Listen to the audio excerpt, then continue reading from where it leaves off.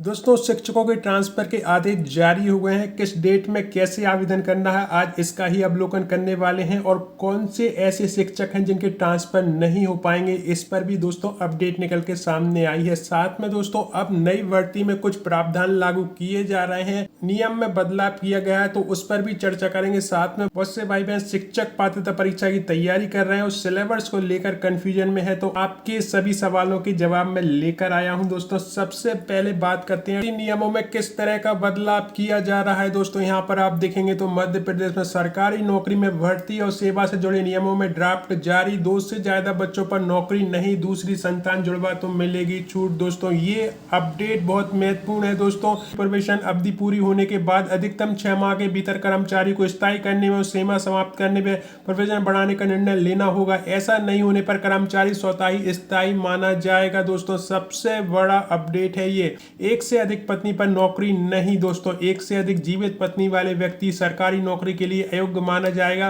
विशेष परिस्थिति में छूट दी जा सकती है। तो मध्य प्रदेश में 2 से अधिक संतान वाले उम्मीदवार अब सरकारी नौकरी के लिए अपात्र। हालांकि जिन अभ्यर्थियों की पहली संतान के बाद जुड़वा या अधिक बच्चे होंगे उन्हें छूट मिल सकती है। दोस्तों राज्य सरकार ने भर्ती सेवा से जुड़ी सेवा के सामान्य शर्तें नियम 2026 का ड्राफ्ट जारी कर दिया गया है। दोस्तों इस नियम को अच्छे से समझें क्योंकि कल आपका सिलेक्शन होता है और डॉक्यूमेंट वेरिफिकेशन होता है तो ये सभी नियम आप पर लागू होंगे। दोस्तों वही बात करें ट्रांसफर की तो कल आदेश जारी हो गया जिस पर मैं वीडियो ले आया था। दोस्तों शिक्षक तबादला नीति जारी। 8 से 17 जून तक प्रशासनिक तबादले होंगे। 90% शिक्षक नहीं कर पाएंगे आवेदन। दोस्तों क्यों आवेदन नहीं कर पाएंगे उसके पीछे तर्क है कि स्वैच्छिक में 90% अटेंडेंस की शर्त सिफारिश वालों को मिलेगी छूट। दोस्तों यहाँ पर आप देखोगे तो 3 वजह से 90% शिक्षक नहीं कर पाएंगे आवेदन। 3 वजह से करीबन 90% शिक्षक के लिए स्वैच्छिक तबादलों के दरवाजे बंद हो गए। इसमें एक तो ई अटेंडेंस है। मिली जानकारी के अनुसार जनवरी फरवरी माह के दौरान ई अटेंडेंस लगाने वाले शिक्षकों की संख्या में भारी गिरावट आई थी। करीबन 70% शिक्षक इसी वजह से आवेदन नहीं कर पाएंगे। दूसरी वजह जनगणना ड्यूटी में करीबन 3200 शिक्षकों की ड्यूटी प्रगणक सुपरवाइजर के रूप में लगी है, उनके आवेदन करने का अधिकार नहीं होगा। तीसरी वजह प्रशासनिक तबादले होंगे। ज्यादातर पद नेता अफसरों की सिफारिश पर होने वाले तबादलों से भर जाएंगे। प्राथमिक शिक्षक व सहायक शिक्षक के संवर्ग के तबादले प्रभारी मंत्री और माध्यमिक व उच्च माध्यमिक शिक्षक के शिक्षा मंत्री जी के अनुशंसा पर होंगे। दोस्तों तो ये कारण बताया जा रहा है कि 90% जो है इसमें आवेदन ही नहीं कर पाएंगे। साथ में दोस्तों आप देखें कि समय सारणी जो जारी की गई है उसके अनुसार अंतर जिला 8 से 15 जून तक होंगे ट्रांसफर। इसमें प्रभारी मंत्री अनुशंसा पर ट्रांसफर किए जाएंगे। वहीं जिला संभाग एवं राज्य कैडर के तबादले 18 से 17 जून तक मंत्री जी की अनुशंसा पर किए जाएंगे। स्वैच्छिक स्थानांतरण के लिए पोर्टल पर रिक्त पद 18 जून को अपडेट किए जाएंगे। इसके लिए ऑनलाइन आवेदन 19 से 23 जून तक किए जा सकेंगे। दोस्तों तो आप स्वेच्छा ट्रांसफर चाह रहे हैं तो ये आवेदन आपके 19 से 23 जून के बीच में होंगे। दोस्तों यहाँ पर आप देखेंगे दोस्तों तो ई अटेंडेंस की शर्त इस साल से लागू नहीं की जानी थी। इस बार शिक्षकों को इसमें छूट मिलनी चाहिए थी। राज्य शिक्षा संघ के जिला अध्यक्ष जी का कहना है कि शिक्षा विभाग में शिक्षकों के लिए जो ट्रांसफर नीति जारी की गई उसमें जिन लोक सेवकों में जनवरी से मार्च तक नियमित अटेंडेंस नहीं लगाई उन्हें स्वैच्छिक ट्रांसफर होंगे। इस तरह का बंधन नहीं होना चाहिए क्योंकि कई शिक्षक विभिन्न कारणों से ये अटेंडेंस नहीं लगा पाए। दोस्तों तो यहाँ पर कहा यह जा रहा है कि जो ई अटेंडेंस का एक प्रावधान रखा गया है शिक्षकों के लिए वो हटाया जाए, उसमें रियायत दी जाए।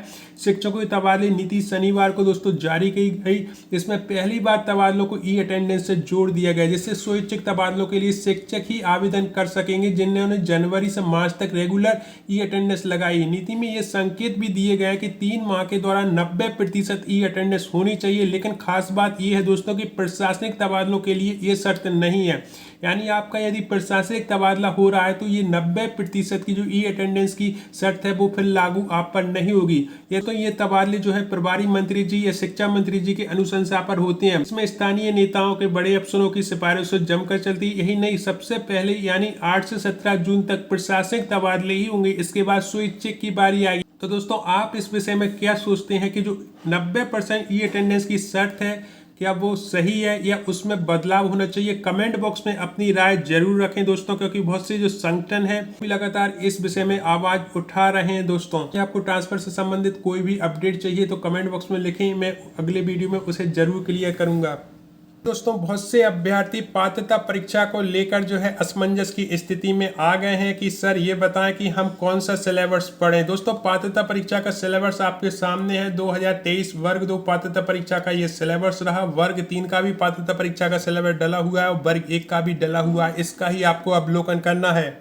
और दोस्तों जो नए सिलेबस का ड्राफ्ट तैयार किया गया है उसमें भी स्पष्ट रूप से कहा गया है कि आंशिक बदलाव किया जा सकता है, यानी कि संपूर्ण सिलेबस आपका नहीं बदलेगा। आंशिक बदलाव यानी थोड़ा बहुत बदलाव आपको देखने को मिल सकता है। मैं कहूँगा कि आपका मेन सब्जेक्ट जो है उस पर फोकस बनाए रखें। साथ में सामान्य हिंदी, सामान्य अंग्रेजी, शिक्षा शास्त्र, इन वर्ग 2 में यदि आप एग्जाम देने जा रहे हैं तो इन पर अपनी पकड़ मजबूत बनाए रखें। शास्त्र के जो ओल्ड एग्जाम पेपर हैं उन्हें लगाना शुरू करें दोस्तों, क्योंकि शिक्षा शास्त्र पूरा घुमाकर पूछा जाता है। इसके साथ साथ आपका जो मेन सब्जेक्ट है उस पर फोकस बनाए रखें दोस्तों, कोई कंफ्यूजन में ना रहे दोस्तों। ये जो आपका सिलेबस है आंशिक बदलाव के साथ आपके सामने आएगा दोस्तों, ज़्यादा बदलाव नहीं होना है। तो इस चक्कर में अपनी पढ़ाई को न छोड़ें। जो भी आप पढ़ रहे हो पात्रता परीक्षा को लेकर उस पढ़ते रहें और खास तौर से अपने मेन सब्जेक्ट पर ध्यान दें दोस्तों। यदि आपने मेन सब्जेक्ट अपना पकड़ लिया तो आपकी नियुक्ति कोई भी नहीं रोक सकता दोस्तों।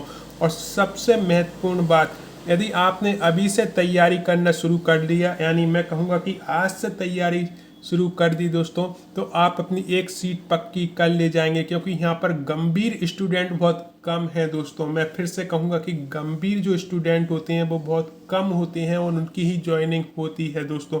बहुत से लोग कन्फ्यूजन में ही रहते हैं और कन्फ्यूजन के चलते उनकी पढ़ाई पूरी नहीं हो पाती। तो उस कन्फ्यूजन में यदि आप भी हो तो आज से उस कन्फ्यूजन को छोड़ें। सामने आपके सिलेबस है, सामने आपके समय है, सामने आपके बुक्स हैं। आप यदि आज से तैयारी करते हो तो ज्वाइनिंग भी आपके सामने ही है दोस्तों। निश्चित रूप से जो मेरा वीडियो देख रहा है 100% उसकी ज्वाइनिंग होनी ही होनी है दोस्तों। सिलेबस पूर्णतः आपके सामने है। वर्ग 3 का भी डला हुआ है ऑनलाइन। मैं वर्ग 3 का अलग से वीडियो ले आऊँगा जिसमें कि आपको विश्लेषण सहित समझा दूंगा। वर्ग 2 के जो शिक्षा शास्त्र के पुराने एग्जाम पेपर हैं उन्हें डाउनलोड करके आप उनका अवलोकन कर सकते हैं। साथ में अपने विषय के एग्जाम पेपर भी आप डाउनलोड कर लें, ESV पर डले हुए हैं, तो उनका यदि आप अवलोकन करेंगे दोस्तों तो एक आपको पैटर्न समझ में आएगा किस तरह से क्वेश्चन बनते हैं, किस तरह से पूछे जाते हैं। और मैं भी कोशिश करूंगा कि वर्ग 2, वर्ग 1 और वर्ग 3 के जो कॉमन सब्जेक्ट हैं उन पर मैं वीडियो ला सकूं, जिससे कि बहुत से भाई बहनों को फ़ायदा मिल सके। और वीडियो का आधार यही होगा कि ओल्ड एग्जाम पेपर जो है उनसे हम लाभ ले सकें दोस्तों। बाकी की आप पढ़ाई तो अच्छे से कर ही रहे हो, निश्चित रूप से आपको सफलता मिलेगी। यदि आपको मेरा आज का वीडियो अच्छा लगा हो तो इस वीडियो को लाइक और शेयर जरूर करें। और जिन भाई बहनों ने अभी तक चैनल सब्सक्राइब नहीं किया है प्लीज़ सब्सक्राइब करें। आपके कोई भी सवाल हो कमेंट बॉक्स में लिखें, मैं अगले वीडियो में जरूर क्लियर करूँगा। ये वीडियो सूचना मात्र था, आपने इसे देखने के लिए समय निकाला उसके लिए दिल से धन्यवाद।